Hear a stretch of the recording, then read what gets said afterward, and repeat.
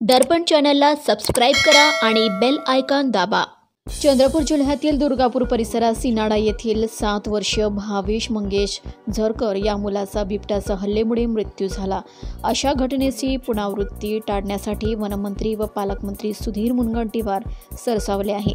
त्यांनी घटनेची गांभीर्याने दखल घेऊन मुलाला बिबट्याने उचलून नेल्याची माहिती होताच मुलाचा तात्काळ शोध घेण्याच्या सूचना दिल्या।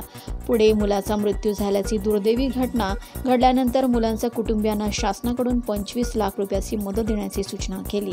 शुक्रवारी 20 सप्टेंबरला सायंकाळी 6 वाजताच्या सुमारास 7 वर्षीय मुलाला बिबट्याने उचलून नेल्याच्या घटनेची माहिती होताच वनमंत्री मुनगंटीवार यांनी प्रशासनाला तात्काळ शोध मोहीम राबविण्याचे निर्देश दिले। त्यानुसार वन विभाग, PRT, RRU आणि पोलीस विभागाने संयुक्तपणे रात्रभर शोध मोहीम राबवली। दुसऱ्या दिवशी सकाळी त्या मुलाचा मृतदेह सापडला। त्या दिवशी मृत मुलांच्या कुटुंबियांना 1 लाख रुपयाची तातडीची मदत देण्यात आली। त्यानंतर शासनाकडून 25 लाख रुपयाची मदत देण्याची सूचना वनमंत्री मुनगंटीवार यांनी केली। ही मदत देखील मंगळवार 24 पर्यंत कुटुंबियांना दिली जाणार आहे।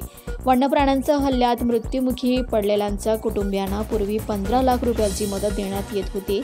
पालकमंत्री सुधीर मुनगंटीवार वनमंत्री झाल्यानंतर त्यांनी मदतीची ही रक्कम वाढवून 25 लाख रुपये करण्याचा महत्त्वाचा निर्णय घेतला। ही मदत लवकरात लवकर मृतांच्या कुटुंबियांना मिळावी यासाठी सक्षम यंत्रणा देखील त्यांनी तयार केली। त्यामुळे 2 दिवसात सदर मृत मुलांच्या कुटुंबियांना ही मदत मिळणार आहे। मृत बालकांच्या कुटुंबियांना मदत जाहीर करताना पालकमंत्री मुनगंटीवार म्हणाले, एखाद्याच्या जीवाची किंमत पैशात लावता येत नाही, पण कर्ता पुरुष दगावल्यास त्यांच्या कुटुंबियांना आधार म्हणून ही मदत उपयोगी पडते। सिनाडा फाटा येथे ही दुर्दैवी घटना घडली, तेथे घटनेची पुनरावृत्ती नको म्हणून तात्काळ उपाययोजना करण्याच्या सूचना वनमंत्री मुनगंटीवार यांनी केल्या। त्यानुसार वन विभागाकडून उपाययोजना करण्यात आल्या आहेत।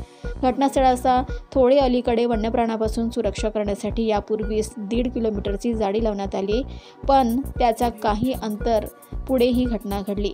त्यामुळे आता त्याच जाळीला जोडून पुन्हा 1 ते 1.5 किलोमीटरची जाळी सुरक्षेसाठी लावण्यात येणार आहे। याशिवाय जेथे वन्यप्राण्यांचा वावर अधिक असण्याची शक्यता आहे अशा 4 वेगवेगळ्या ठिकाणी पिंजरे देखील लावण्यात आलेले आहे। याशिवाय PRT, RRU ची गस्त पूर्णवेळ सुरू आहे। या परिसरातून मागील काही महिन्यात 5 बिबट्यांना वन विभागाने जेरबंद केले आहे।